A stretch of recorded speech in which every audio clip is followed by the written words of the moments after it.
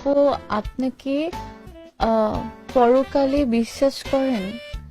করলে আপনার লাইফস্টাইল বলছে কি? থাক, এটা আমরা না পড়ি। না, আমি পরকালে একদমই বিশ্বাস করি না। আমি আসলে যেটা দেখি না বা যেটা দেখি না আসলে ওটা আসলে কখনো বিশ্বাস করি না। খুবই ওয়েয়ার্ড ছিল। আপনি কি লিখছেন এটা? আমি আসলে বৈশাখে বেশি খাওয়া দাওয়া করার পর একটু অন্য ভাবে চলে গেছি। নাস্তিকদের যুক্তিগুলো খুবই হালকা। ওরা স্রষ্টাকে মানতে চায় না, আল্লাহরে মানতে চায় না। এর কারণ ওরা বলে আনসিন ইজ নাথিং, যেটারে দেখি না ওইটা মানি না। নাজুবিল্লাহ পড়বেন না? কিন্তু ওরা ওদের জীবনে অনেক কিছু দেখে না, ওরা মানে না। কথা কন। আচ্ছা, আপনি আপনার জীবনে সরাসরি চোখ দিয়ে আমেরিকা দেখছেন? কথা কয় না। তা আমেরিকা যা আছে মানেন না? যারা এখনো হজে যান নাই, যারা এখনো যান নাই, কাবা ঘর নিজ চোখে সরাসরি দেখছেন? টিভিতে না, টিভিতে তো সবাই দেখছে। সরাসরি কাবা ঘর দেখছেন? তো আপনি যে দেখেন নাই, আপনি সৌদি আরব যে আছে, কাবা ঘর যে আছে মানেন না? নাস্তিকরা বাতাস খালি চোখে দেখে না, দেখে, কিন্তু নাস্তিকরা বাতাস মানে না। Why do you believe on that? তো বাতাস মানুষ কেন?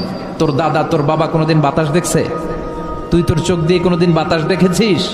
Do you see the air in the atmosphere? উত্তরে বলবেন no. So why do you believe on that? বাতাস বিশ্বাস করো কেন? Do you see the migraine pain when someone feel in his head?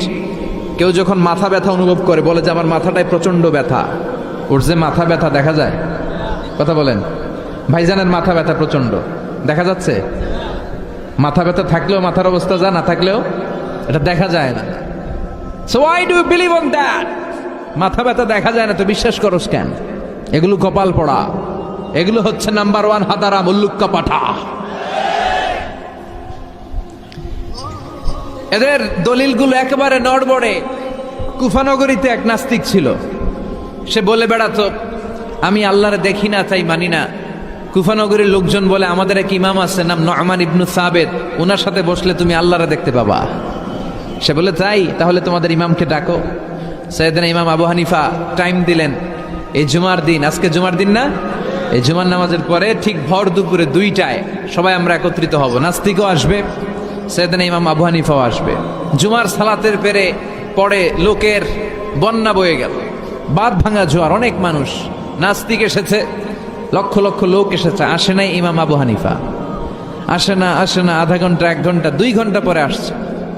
নাস্তিক বলে এই তোমাদের ইমাম, যার কোনো সময়ের জ্ঞানই নাই, এর সাথে কিসের তর্ক? সাইয়েদনা ইমাম আবু হানিফা বলে ইনদি উযর, আমার ওজর আছে। কি ওজর? সাইয়েদনা ইমাম আবু হানিফা বলেন আমি ঘর থেকে বের হয়ে আসার পথে একটা নদী পার হয়ে আসতে হয়। আজকে এসে দেখি নদীর মধ্যে কোনো মানুষ টানুষ নাই, নৌকা নাই, মাঝি নাই, কিচ্ছু নাই। তো হঠাৎ দেখলাম পাশে বিশাল বড় একটা গাছ। এই গাছটা এমনি এমনি 2 ভাগ হয়ে গেল। হঠাৎ গাছ থেকে এমনি এমনি লম্বা তক্তা হয়ে গেল, এমনি এমনি তক্তাগুলো জোড়া লেগে নৌকা হয়ে গেল।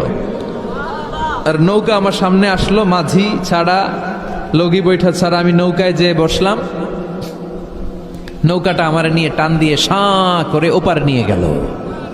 তো এই যে এই কাজগুলো আর প্রসেসিং গুলো হতে আমার 2 ঘন্টা সময় লেগেছে। নাস্তিক কয় তগ ইমাম গাঞ্জা খাইছে, মাথার তার ছিঁড়া গেছে, নাহলে কোনো সুস্থ মানুষ এ কথা বলতে পারে? এমনি এমনি নাকি গাছ ভেঙে তক্তা হয়, এমনি এমনি নাকি তক্তা লেগে নৌকা হয়, এমনি এমনি নাকি মাঝি ছাড়া নৌকা চলে। সাইয়েদনা ইমাম আবু হানিফা বললেন এই তো আপনি লাইনে চলে আসছেন, আপনারে বুঝানো এখন আমার খুব সহজ হবে। এমনি এমনি গাছ কাটে না করাত ছাড়া, এমনি এমনি তক্তা জোড়া লাগে না, নৌকা হয় না মিস্ত্রি ছাড়া, এমনি এমনি নৌকা চড়ে না মাঝি ছাড়া। তাহলে এত বিশাল বড় আকাশটা কেমন করে এমনি এমনি হলো? জমিনটা কেমন করে এমনি এমনি হলো? সাগর, মহাসাগর, পাহাড়, মরুভূমি কেমন করে এমনি এমনি হলো?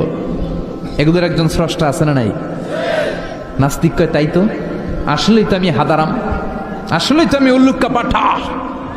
এইভাবে তো আমি কখনো ভেবে দেখি নাই, এইভাবে তো কখনো চিন্তা করি নাই। ও ইমাম, তুমি আমার ঘুমন্ত বিবেককে জাগিয়ে দিয়েছ, তুমি আমার চোখের সামনের পর্দাটা উঠিয়ে দিয়েছ, তুমি আমার দৃষ্টিভঙ্গিকে পরিবর্তন করে দিয়েছ। ও ইমাম, তুমি আমার চোখ খুলেছ, তুমি আমাকে হক চিনতে সাহায্য করেছ। আর দেরি করতে চাই না, আমারে পড়িয়ে দাও লা ইলাহা ইল্লাল্লাহু মুহাম্মাদুর রাসূলুল্লাহ। কালিমা পড়ে মুসলমান হয়ে গেছে।